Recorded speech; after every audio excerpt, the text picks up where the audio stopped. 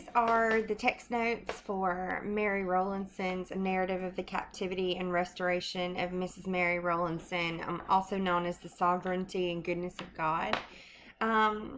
This is basically a first-person memoir written after the fact. It's a captivity narrative of the events that Mary Rowlandson saw and experienced during the 11 weeks that she was held captive.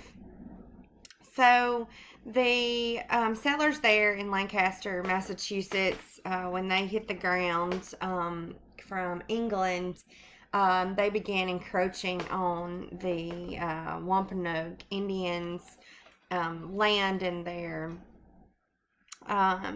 taking their resources, and they put up fences and kept pushing the Indians back from their crops that they had cultivated and were raising, and basically just that whole European mentality, what's mine is mine and what's yours is mine as well. So 1675, King Philip, which was the English name of the Wampanoag Indian chief, they just had enough. They were tired. Their people were starving. They weren't going to last through the winter. What currently is winter there in February, and so basically they declared war on the English settlers, and the tribes of Wampanoag Indians started attacking towns and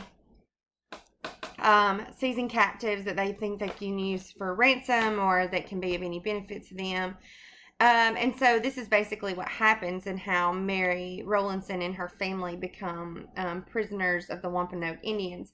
So February 1675, the 10th of February, the Indians in great numbers, it says, swarmed Lancaster, and they literally just pillaged and burned and killed, and there were survivors, of course, but it was minimal survivors and max damage. So they break into Mary Rowlandson's house. They kill several of her family members, and they take her and 3 of her children with them as they move through and move to the next town. And so really the first part of this, up into the first remove, is the Indians' attack on the house and everything that happened, and her watching her children, captured, and her youngest child was gravely wounded in this. And so Sarah was her name. So the removes start as she begins her travels, and so they were roaming. They were moving from town to town, and so they kind of had a little entourage, and so they move. They're moving away from the English troops and trying to move and stay in the forest. And she divides up her story into these removes, into these sections. And so, she is obviously harrowing events that she's had to go through. Her children, she's separated from her children, and she's traveling, and she's likely wounded and tired, and all of this stuff is taking place. So they literally move for the first several days. They're moving constantly. They stay in a small town that they have looted and pillaged, and basically this is how the whole entire narrative goes until she is released 11 weeks later. So her major conflict as this good Puritan woman is to survive this captivity without being reduced to the savagery of her captors. And so, and she makes it very clear that they are heathens, that they are barbarous creatures. They are not Christians, and non-Christians, as they're called several times.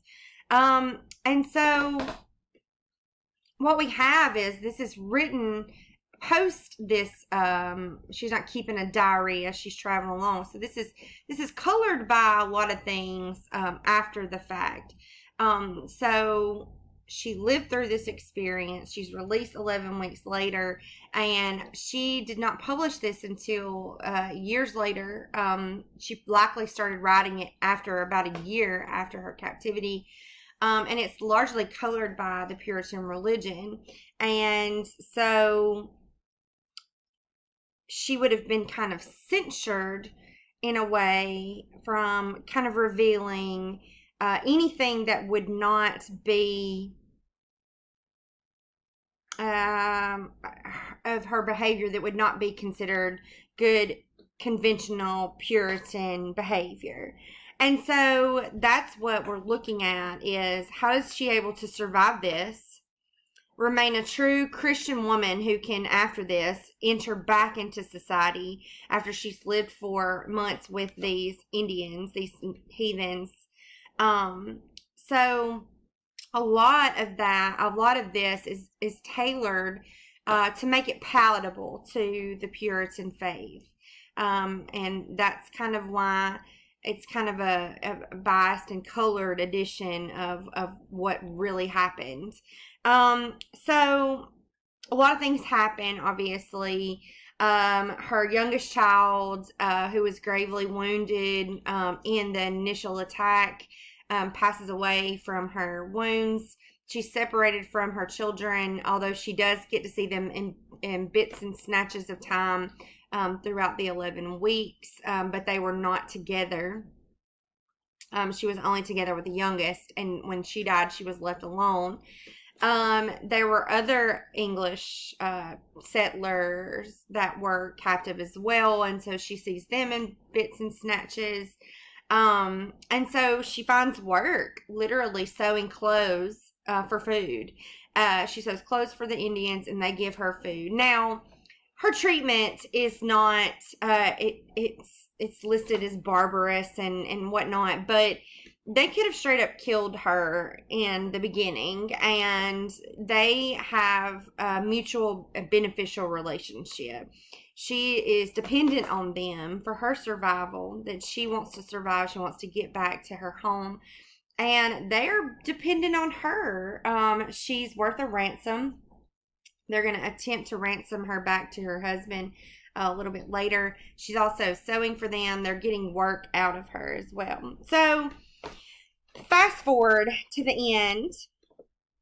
The publication of this narrative was primarily to promote the Puritan belief that God is an active God, and he saves believers and he punishes them when they go astray. And so we've seen that before. We've seen that in Winthrop, and we've seen that in Anne Bradstreet. So this is that whole idea that how do you not take your anger out on God? You know, this is something that is supposed to happen. God planned for this to happen.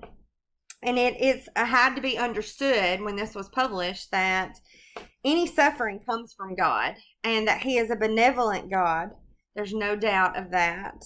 And that he allowed her to be captured, and he allowed for the death of her child, and he allowed for the separation of her from her children. But he also allowed for her release.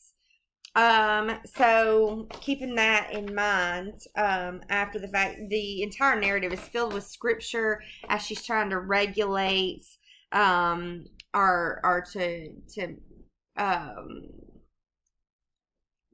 reference everything that has happened to her based on the scripture, that whole idea of typology, and that sort of thing. So let's talk just a little bit about the natives, and then we'll finish up. The natives themselves, so it seemed to be kind of an intrinsic part of the Puritan faith that the Native Americans were heathens and non-Christians, and that they were to be hated and despised, and or something to be saved. So they weren't like the Puritans and that was made very clear. They had little value, and that's not something that, Roger Williams, for instance, believed. He believed that the Native Americans had a lot to offer, and we saw that in A Key to the Language of America. So she openly criticizes them throughout her captivity, just in her language, the way that they acted, the barbarous ways that they acted. Yet she herself was reduced to eating raw bear meat, just like a savage would. And she finds that it's actually very nourishing, and that's not the way that it's painted in the story. But there were some kindnesses. They gave her a Bible that they had found while they were looting a town, and she found great comfort in that.